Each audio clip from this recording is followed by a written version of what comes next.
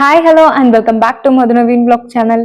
இன்னைக்கு நம்ம இந்த வீடியோல என்ன பார்க்க போறோம் அப்படின்னு பாத்தீங்கன்னா, என்னோட டயட் பிளானோட டே 3க்கான மெனு தான் நான் இன்னைக்கு உங்க கூட வந்து ஷேர் பண்ணிக்க போறேன்.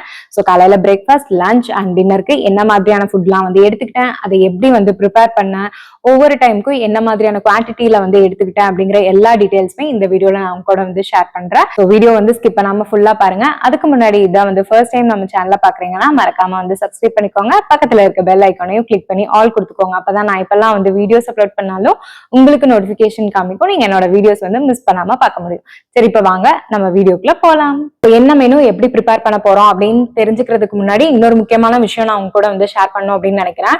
யூஸ்வலா நம்ம வந்து வெயிட் லாஸ் பண்ணோம் அப்படின்னு நினைச்சாலே ஒரு 7 days சேலஞ்ச் இல்ல 14 இல்லைன்னா வந்து ஒரு 50 days இல்ல 100 days இந்த மாதிரி ஒரு சேலஞ்ச் ஒரு சர்டன் பீரியட் நம்ம வச்சுட்டு அதுக்கப்புறம் தான் வந்து டயட் வந்து ஃபாலோ பண்ணுவோம்.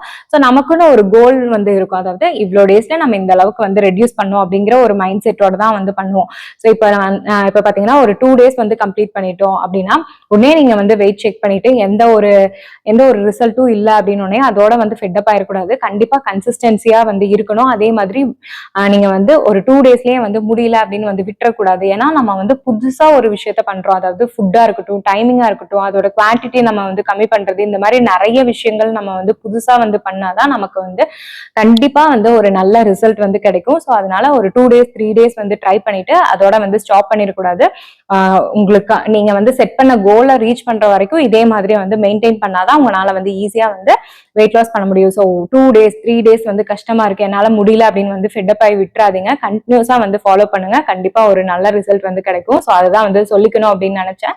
ஸோ இப்போ நம்ம வந்து மெனு என்ன அப்படிங்கறது வந்து பாத்திரலாம்.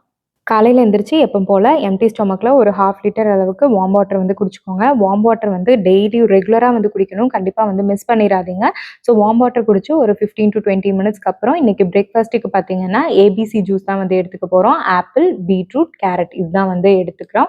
இதோட குவான்டிட்டி பார்த்தீங்கன்னா ஒரு ஆப்பிள், ஒரு பீட்ரூட், ஒரு கேரட் தான் வந்து எடுத்துக்கிறோம். கேரட் வேணும்னா நீங்க 2 கேரட், அதாவது குட்டியா இருந்துச்சுன்னா நீங்க 2 கேரட் கூட வந்து யூஸ் பண்ணிக்கலாம். இப்போ ஆப்பிள், பீட்ரூட், கேரட் இதோட தோல் எல்லாம் வந்து சீவிட்டு குட்டி குட்டியா வந்து கட் பண்ணி எடுத்து வச்சுக்கோங்க. இப்போ அது கூடவே ஒரு சின்ன துண்டு அளவுக்கு வந்து இஞ்சி, கொஞ்சமா வந்து கருவேப்பிலை, கொஞ்சமா வந்து கொத்தமல்லி, புதினா இது எல்லாத்தையுமே வந்து சேர்த்துக்கலாம். அதே மாதிரி லெமனும் வந்து எடுத்து வச்சுக்கோங்க. 1/2 lemon நம்ம வந்து இதுல ஸ்குவீஸ் பண்ணி வந்து ஆட் பண்ணிக்க போறோம்.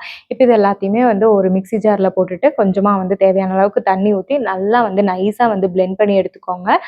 ஸோ எந்த ஜூஸ்னாலும் நீங்கள் வந்து லெமன் அண்டு ஜிஞ்சர் வந்து கண்டிப்பாக வந்து யூஸ் பண்ணணும். அது வந்து வெயிட் லாஸ்க்கு ரொம்பவே வந்து ஹெல்ப்ஃபுல்லாக இருக்கும். ஸோ இப்போ பார்த்தீங்கன்னா நல்லா வந்து பிளெண்ட் பண்ணியாச்சு. ஸோ அதை வந்து ஃபில்டர் பண்ணிவிட்டு வெறும் ஜூஸாக தான் வந்து குடிக்கணும். இதோட ஸ்வீட்னஸ்க்காக நீங்கள் சுகரோ இல்லை வந்து ஹனி எதுவுமே வந்து ஆட் பண்ணக்கூடாது. வெறும் ஜூஸ் மட்டும்தான் வந்து குடிக்கணும். இது கொஞ்சம் இதோட டேஸ்ட் பார்த்தீங்கன்னா கொஞ்சம் வந்து டிஃப்ரெண்ட்டாக தான் இருக்கும். ஏன்னா நம்ம வந்து பீட்ரூட் ஆட் பண்ணியிருக்கங்காட்டி கொஞ்சம் கஷ்டமாக தான் இருக்கும். பட் இருந்தாலும் நீங்கள் வந்து ஒன்ஸ் பழகிட்டீங்க அப்படின்னா வந்து உங்களுக்குமே வந்து பெருசாக வந்து கஷ்டமாக இருக்காது. ஸோ இதை வந்து ஃபில்டர் பண்ணிவிட்டு இப்போ வந்து நான் இதை வந்து ஒரு கப் அளவுக்கு, அதாவது 500 ml அளவுக்கு நான் வந்து எடுத்துக்க போகிறேன். ஸோ எனக்கு இந்த டைம் பார்த்தீங்கன்னா ஒரு 600 ml இருந்துச்சு. சரி, ஓகே, ஃபுல்லாகவே வந்து குடிச்சிக்கலாம் அப்படின்னு சொல்லிட்டு 600 ml வந்து எடுத்துட்டேன். ஸோ இதுதான் வந்து இன்னைக்கு நான் பிரேக்ஃபாஸ்ட்டுக்கு வந்து எடுத்தது. வேற எதுவுமே வந்து சாப்பிடக்கூடாது. பிரேக்ஃபாஸ்ட் பார்த்தீங்கன்னா அட்லீஸ்ட் ஒரு 10 o'clock வந்து முடிச்சிடணும். ஸோ அதுக்கப்புறம் இன்னைக்கு லஞ்சுக்கு பார்த்தீங்கன்னா நான் வந்து சப்பாத்தி அண்ட் சோயா கிரேவி தான் வந்து எடுத்துக்க போகிறேன். ஸோ சோயாவோட குவான்டிட்டி பார்த்தீங்கன்னா ஒரு பர்சனுக்கு வந்து 50 grams அளவுக்கு வந்து இருக்கணும். ஸோ நாங்கள் 2 பேர்த்துக்கும் அப்படிங்கும் போது எனக்கு வந்து 100 grams நான் வந்து எடுத்திருந்தேன். ஸோ இதை குட்டி குட்டியாக இருக்குது அப்படிங்காட்டி எனக்கு வந்து நிறைய குவான்டிட்டி இருக்க மாதிரி இருந்துச்சு. இதுவே பெரிய சோயா அப்படின்னா உங்களுக்கு வந்து குவான்டிட்டி வந்து கம்மியாக தான் இருக்கும். ஸோ அதை வந்து ஹாட் வாட்டரில் ஒரு 10 to 15 minutes அப்படியே வந்து ஊற வச்சுட்டேன். இப்போ ஒரு பேனில் கொஞ்சமாக வந்து எண்ணெய் ஊற்றிட்டு எண்ணெய் காஞ்சதுக்கு அப்புறமா இல்லை ஒரு 1/4 tablespoon அளவுக்கு வந்து சீரகம், ஒரு 5-6 பல் பூண்டை குட்டி குட்டியாக வந்து கட் பண்ணி வச்சுருக்கேன். அதையும் சேர்த்து நல்லா வந்து ஃப்ரை பண்ணிக்கோங்க. இப்போ அதில் ஒரு 2 பெரிய வெங்காயத்தை குட்டி குட்டியாக வந்து கட் பண்ணி வச்சுருக்கேன். அதையும் சேர்த்து நல்லா வந்து வதக்கி விடுங்க. இப்போ அது கூடவே காஞ்ச மிளகாவை கட் பண்ணி போட்டிருக்கேன். அது கூட ஒரு கொத்து கருவேப்பிலையும் சேர்த்து நல்லா வந்து வதக்கி விடுங்க. வெங்காயம் நல்லா வந்து கலர் சேஞ்ச் ஆகணும், அந்த அளவுக்கு நல்லா வந்து வதக்கிக்கோங்க. இப்போ அது கூடவே ஒரு 2 தக்காளியை குட்டி குட்டியாக வந்து கட் பண்ணி வச்சுருக்கேன். அதையும் சேர்த்து நல்லா வந்து வதக்கி விடுங்க. வெங்காயம் தக்காளி நல்லா வந்து குழஞ்சி வரணும், அந்த அளவுக்கு வந்து மூடி வச்சு நல்லா வந்து வேக வச்சுக்கோங்க. இப்போ பார்த்தீங்கன்னா வெங்காயம் தக்காளி எல்லாம் நல்லா வந்து குழஞ்சி மசிஞ்சு வந்துருச்சு. இந்த டைமில் ஒரு 1/4 tablespoon அளவுக்கு வந்து மஞ்சள் தூள், ஒரு 1/2 tablespoon அளவுக்கு வந்து மிளகாத்தூள், 1 tablespoon அளவுக்கு வந்து மல்லித்தூள், தேவையான அளவுக்கு உப்பு சேர்த்திட்டு நல்லா அதோட பச்சை வாசனை போகிற அளவுக்கு நல்லா வந்து வதக்கிக்கோங்க.